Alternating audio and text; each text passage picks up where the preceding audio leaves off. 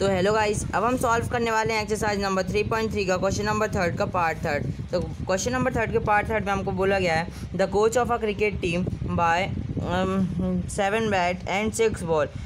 एक कोच है cricket team की, वो 7 बैट और 6 बॉल को खरीदते हैं 3800 में। C buy 3 bats and 5 ball for ₹7050 और वो बाद में 3 बैट और 5 बॉल और ख़रीदते हैं तो उनकी कॉस्ट पड़ती 1750। ठीक है, यहाँ पे हमें कॉस्ट फाइंड करनी है each bat and each ball की। ठीक है, और ये भी हमको सब्सटीट्यूशन मेथड से करना है क्योंकि ये हमको दिया गया है क्वेश्चन नंबर थर्ड में। ठीक है, ये पूरी सब्सटीट्यूशन मेथड से करना है। तो चलिए शुरू करते हैं। तो कैसे करेंगे चलिए देखते हैं। ठीक है, तो सबसे पहले मैं यहाँ पे लेट कर लूँगा, तो मैं यहाँ पे सॉल्यूशन डाल देता हूँ। सॉल्यूशन, अब देखो मैं सबसे पहले लेट करूँगा। Let the cost of a bat is X and ball या फिर मैं इसको नीचे कर देता हूँ। ठीक है, एंड बॉल इज बाय। ठीक है, यहाँ पे मैंने बैट को X लेट कर लिया है और बॉल को बाय लेट कर लिया। ठीक है, फिर मैं आगे लिख सकता हूँ according to the question, according to the given question. ठीक है, गिवन क्वेश्चन। ठीक है, इसके बाद फिर हमको दो इक्वेशन हम अपने हिसाब से बनाएंगे। ठीक है, तो यहाँ पे हमको सबसे पहले उस पर बोला गया 7x मतलब 7 बैट हैं और 6 बॉल हैं। ठीक है, पहले इक्वेशन में तो हम पहली इक्वेशन ऐसे लिख सकते हैं 7x प्लस का 6y इक्वल टू 3800। जितना 7x मतलब 7 बैट का जितना पैसा होगा और 6 बॉल का जितना पैसा होगा वो मिलके 3800 है ना। ये हमको क्वेश्चन में पहली इक्वेशन दी गई है। ठीक है, और हमने बैट को X लेट किया है और बॉल को बाय। ठीक है, इसके बाद फिर सेकेंड इक्वेशन में हम कर सकते हैं। हमको यहाँ पे उन्होंने बाद में 3 बैट खरीदे थे और 5 बॉल खरीदी थी जो उनको 1750 का पड़ा था। तो देखो 3 बैट खरीदे थे तो हम यहाँ पे 3x कर सकते हैं, प्लस 5 बॉलें खरीदी थी तो मैं 5 बाय कर सकता हूँ, इक्वल टू फिर ये देखो ये उनको पड़ा था 1750 का। ठीक है, और ये हमारी इक्वेशन 2। ठीक है, फिर देखो मैं यहाँ पे हमको सब्सटीट्यूशन मेथड से करना है। तो सब्सटीट्यूशन मेथड में हम क्या करते हैं, सबसे पहले हम ये दोनों में से किसी भी एक को एलिमिनेट करके उसकी वैल्यू पता कर लेते हैं। ठीक है, इक्वेशन से। ठीक है, तो देखो मैं कैसे करूँगा, मैं यहाँ पे फ्रॉम फर्स्ट कर देता हूँ क्योंकि मैं पहली इक्वेशन से वैल्यू पता करने वाला हूँ। ठीक है, तो देखो पहली इक्वेशन हमको दी गई है 7x प्लस में 6y इक्वल टू में 3800। ठीक है, ये हमारा फर्स्ट था तो मैं यहाँ पे फर्स्ट डाल देता हूँ। ठीक है, 7x प्लस में 6y इक्वल टू 3800, ये हमारी इक्वेशन फर्स्ट थी। ठीक है, इसके बाद फिर देखो मैं अगर x की वैल्यू यहाँ पे निकालूँ तो देखो 6y को यहीं पे रहने देता हूँ और 3800। ठीक है, 7x की मैं पूरे का पूरा उधर ले शिफ्ट कर देता हूँ। ठीक है, 7x। ठीक है, देखो मैंने 6y को यहीं रहने दिया और 7x इधर पॉजिटिव था, अगर इक्वल टू के उधर जाएगा तो नेगेटिव हो जाएगा। ठीक है, और यहाँ पे वैल्यू पता करनी है हमें, तो ये हमारा y क्या हो जाएगा, y हो जाएगा हमारा 3800 अपॉन माइनस 7x और अपॉन में 6 हो जाएगा क्योंकि इधर ये मल्टीप्लाई में अगर इक्वल टू के इधर आएगा तो डिवाइड हो जाएगा।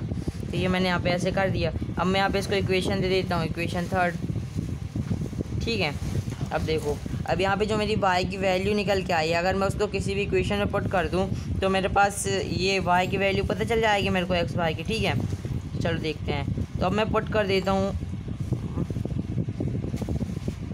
ऊपर, पुट y इक्वल टू ये y की वैल्यू मैं यहाँ पे लिख देता हूँ put the value of y, put the value of y in equation, second equation में मैं पुट कर रहा हूँ। ठीक है, ठीक है, अब देखो सेकेंड इक्वेशन हमको क्या बोली गई, यहाँ पे सेकेंड इक्वेशन है हमारे पास 3x प्लस का 5y और इसके इक्वल टू में था 1750। ठीक है, तो वो मैंने यहाँ पे लिख दिया। इसके बाद फिर देखो अब मेरे को यहाँ पे y की वैल्यू मुझे पता है, तो अब y की जगह पे जो वैल्यू हमने निकाली थी अब हम वो रखेंगे। ठीक है, चलो देखते हैं। तो अब देखो मैं यहाँ पे 3x का 3x रहने देता हूँ प्लस 5, और y की जगह हमने क्या वैल्यू निकाली थी, वो थी हमारी ये कुछ ये है ना, ये y की वैल्यू हमने ये निकाली थी, ठीक है, इक्वेशन थर्ड।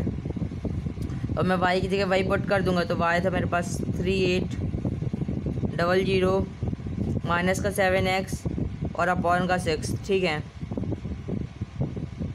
आपके सारे क्वेश्चन बड़ी कंसंट्रेशन के साथ करने पड़ेंगे, ठीक है, पूरे फुल माइंड से, ठीक है। तो ये मेरा y की वैल्यू मैंने यहाँ पे लिख दिया, और ये इक्वल टू में है 1750 के, तो वो भी मैंने यहाँ पे लिख दिया, ठीक है। इसके बाद फिर देखो अब मैं यहाँ पे इसको सॉल्व कर लूँगा, तो देखो 3x का 3x मैंने यहाँ पे लिख दिया, प्लस का 5 लिख दिया, ठीक है। और ये एक बार फिर से वैसे का वैसा लिख दो, या फिर यहीं पे पहले डायरेक्टली सॉल्व करो, ठीक है। तो देखो 5 × 3800 ये कितना होता है हमारा, ये होता है मेरा 19,000, ठीक है, ये मेरा होता है 90,000, ठीक है। माइनस में 5 × 7 ये कितना होता है, ये होता है मेरे पास 35, तो मैं यहाँ पे 35x कर दिया, ठीक है। और अपॉन में ये पूरे के अपॉन में ये 6 था, तो मैंने यहाँ पे 6 लिख दिया, ठीक है। और इक्वल टू में 1750 तो पहले से था, तो वो मैंने यहाँ पे लिख दिया, ठीक है, ठीक है। अब देखो अब मैं आगे क्या करूँगा, अब मैं यहाँ पे जैसे इसके डिनोमिनेटर में कुछ नहीं है, तो मैं वहाँ पे 1 ले सकता हूँ, ऐसे तो मैंने ले लिया, ठीक है। अब मैं क्या करूँगा, मैं यहाँ पे इसका क्रॉस मल्टीप्लिकेशन कर दूँगा, ठीक है, ठीक है। तो चलो देखो, और यहाँ पे मैं 6 का सबसे पहले एलसीएम ले लेता हूँ, ठीक है। इसका मैं एलसीएम लूँगा तो वो होगा 6, ठीक है। तो 6 एलसीएम निकाल लिया हमने, और ये देखो इसका मल्टीप्लाई इससे करना है और इस 6 का मल्टीप्लाई इससे करना है, ठीक है। तो देखो 3x मल्टीप्लाई बाय 6 ये कितना होता है, ये होता है हमारे पास 18x प्लस 19,000 इंटू में 1, ये होता है मेरे पास 19,000 माइनस में 35x इंटू में 1, ये भी मेरे पास 35 ही x होगा, तो मैं वही का वही यहाँ सेम का सेम लिख दूंगा, ठीक है। और ये इक्वल टू में हमको दिया गया है 1750 के, तो वो मैंने यहाँ पे लिख दिया, ठीक है। इसको अच्छे से लिख देता हूँ 1750, ठीक है, वो मैंने यहाँ पे ऐसे लिख दिया। इसका देखो आगे अब 18x में पहले अब यहाँ पे लिख लेता हूँ 18x प्लस 19,000 माइनस 35x। अब देखो ये जो 6 इधर मल्टीप्लाई मतलब इधर डिवाइड में है, अगर इक्वल टू के उधर जाएगा तो ये मल्टीप्लाई में हो जाएगा, है ना। तो अब मैं इसको सॉल्व करने के लिए उसको मल्टीप्लाई में कर देता हूँ, 1750 मल्टीप्लाई बाय 6, क्योंकि 6 इधर डिवाइड में, अगर इक्वल टू के उधर जाएगा तो ये मल्टीप्लाई हो जाएगा, ठीक है। अब देखो अब हम इसको पूरे को सॉल्व कर देंगे, ठीक है। तो 18x ये प्लस का 18x है और ये माइनस का 35x है, तो प्लस माइनस क्या होता है, ये होता है हमारे पास माइनस, ठीक है, ठीक है। तो अब मैं 35 और 35 माइनस 80 कर दूंगा, तो क्या होगा, ये मेरे पास ये होगा मेरे पास 70 हो जाएगा, 70x, ठीक है। और बड़े नंबर का साइन, तो बड़ा नंबर यहाँ पे 35x है, उसका साइन माइनस है, तो मैं माइनस लगा दिया। इसके बाद फिर मेरे पास प्लस 19,000, तो वो मैंने ऐसे का ऐसा लिख दिया, ठीक है। इक्वल टू में मेरे पास क्या बचा 1750 मल्टीप्लाई बाय 6, ठीक है, ठीक है।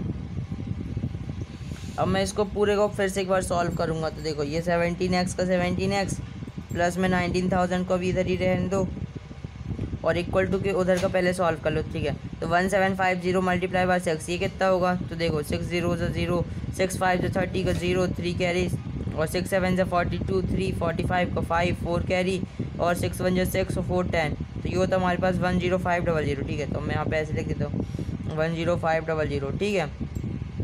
अब मैं 19,000 को पूरे को उधर शिफ्ट कर देता हूँ, ठीक है। तो माइनस 17x इक्वल टू में ये हो जाएगा मेरा 10500 माइनस में ये वाली जो वैल्यू है, तो अगर मैं इक्वल टू के उधर ले जाऊँ तो नेगेटिव हो जाएगी, क्योंकि उधर साइड पॉजिटिव है 19,000, ठीक है।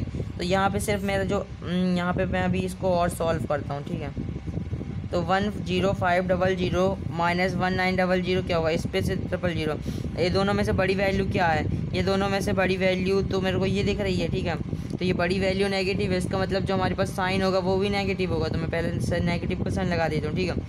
फिर 19,000 माइनस में 10,500 करेंगे तो हमारे पास क्या आएगा, हमारे पास आएगा 00 कैंसिल, और फिर उसके बाद फिर हमारे पास आएगा, ठीक है, यहाँ पे मेरे पास आ रहा है 8500, ठीक है। इसको मैं अच्छे से लिख देता हूँ, रुको यार, माइनस का 8500, ठीक है, क्योंकि 19,000 माइनस करेंगे 10,500 से तो हमारे पास बच रहा है 8500। और बड़े नंबर का साइन, तो यहाँ पे बड़ा नंबर नेगेटिव है तो इसका मतलब साइन जो है हमारे पास होगा नेगेटिव। और फिर देखो ये नेगेटिव साइन से ये नेगेटिव साइन कट जाता है, ठीक है, अगर दोनों साइड सेम साइन हो तो वो कैंसिल हो जाते हैं, ठीक है। तो ये नेगेटिव से ये नेगेटिव कट गया तो ये हमारे पास पॉजिटिव हो गया। अब मैं अगर x की वैल्यू फाइंड आउट करूँ तो जो 17 इधर मल्टीप्लाई में है अगर उधर जाएगा तो ये नेगेटिव हो जाएगा, मतलब ये डिवाइड में हो जाएगा, ठीक है ना। इधर मल्टीप्लाई में अगर इक्वल टू उधर जाएगा तो डिवाइड हो जाएगा। तो मैं यहाँ पे ऐसे कर देता हूँ 8500, अच्छे से लिख देता हूँ 8500 और ये अपॉन में 70, ठीक है। अब हम इसको सॉल्व करेंगे तो हमारे पास x की वैल्यू आ जाएगी, ठीक है।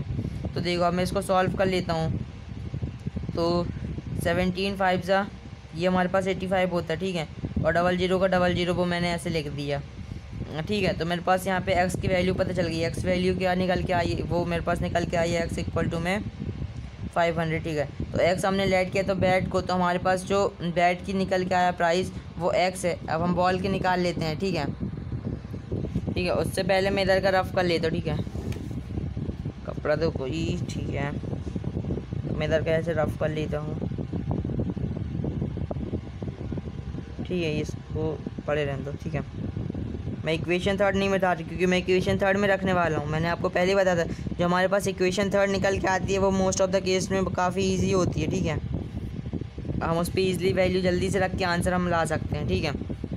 तो देखो हमने यहाँ पे x की वैल्यू फाइंड आउट कर ली थी पहले से, x इक्वल टू में 500, ठीक है।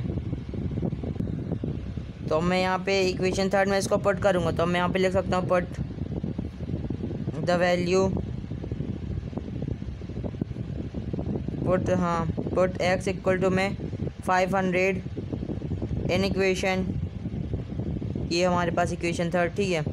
तो मैं x इक्वल टू 500 पुट कर लूँगा इक्वेशन थर्ड में। तो इक्वेशन थर्ड क्या है हमारे पास, ये है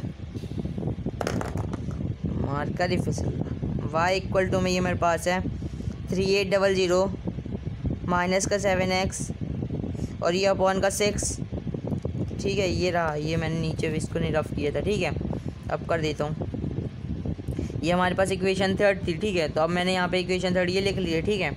अब देखो अब मैं यहाँ पे x की जगह 500 पुट कर दूंगा तो मेरे पास y की वैल्यू ईजिली आ जाएगी। देखो कैसे, y इक्वल टू 3800 को 3800 में यहाँ पे रहने दूँगा माइनस 7 और x जो हमारे पास निकल के आया वो है 500, तो मैं यहाँ पे 500 कर दूँगा 500, ठीक है। तो जो मेरे पास यहाँ y की वैल्यू निकल के अपॉन में ये 6 है, ठीक है, तो मैं 6 लिख देता हूँ। इसके बाद फिर आगे सॉल्व करेंगे, 3800 को 3800 माइनस का 7 इंटू में 500 क्या होता है, ये होता है मेरे पास 0, 7 0 जा 0, फिर 0 जा 0, फिर 7 5 तो 35, ठीक है। तो ये मेरे पास होता है 3500 और अपॉन में 6, ठीक है। इसके बाद फिर जो मेरे पास y हो जाएगा तो देखो क्या होगा 3800, ये बड़ी वैल्यू हमको ये पॉजिटिव की दिख रही है ना, ये दोनों में से बड़ी वैल्यू क्या है 3800 है और वो पॉजिटिव है, तो देखो ठीक है पॉजिटिव है, तो इसका मतलब जो साइन होगा वो पॉजिटिव होगा, ठीक है। और 13 प्लस माइनस माइनस होता है इसलिए हम इसको माइनस करेंगे, तो 3800 माइनस में 3500 कितना होता है, ये होता है हमारे पास 300, तो मैं अब यहाँ पे 300 कर देता हूँ, ठीक है। तो यहाँ पे मैंने 300 लिख दिया, अपॉन में जो मेरे पास था वो था 6, ठीक है, तो मैं 6 ऐसे लिख दूँगा। अब मैं इसको सॉल्व कर दूँगा तो मेरे पास जो वैल्यू है वो आ जाएगी y की। देखो मैं इसको सॉल्व कर देता हूँ, 6 5 जा 30 होता है और एक 0 का 0, यहाँ पे जो मेरे पास वैल्यू निकल के आई है y की वो है 50। अब हम यहाँ पे इसका आंसर सॉल्व कर लेंगे, ठीक है। तो मैं यहाँ पे लिख देता हूँ आंसर, तो मैं यहाँ पे आंसर में क्या लिख सकता हूँ, the cost of bat is 500 rupees and cost of ball is 550 rupees. तो मैं लिख देता हूँ the cost of bat is rupees, cost of a bat, एक बैट है, a bat is rupees 500 and cost of ball is rupees 50, जिसका मतलब जो बैट का कॉस्ट है वो 500 और जो बॉल का कॉस्ट है वो 50 रुपीज़ है बॉल, ठीक है। तो उम्मीद करता हूँ आपको वीडियो समझ में आया होगा। अगर समझ में आए तो इस वीडियो को लाइक और चैनल को सब्सक्राइब करना ना भूलें। थैंक्स फॉर वॉचिंग, मिलते हैं अगली वीडियो में।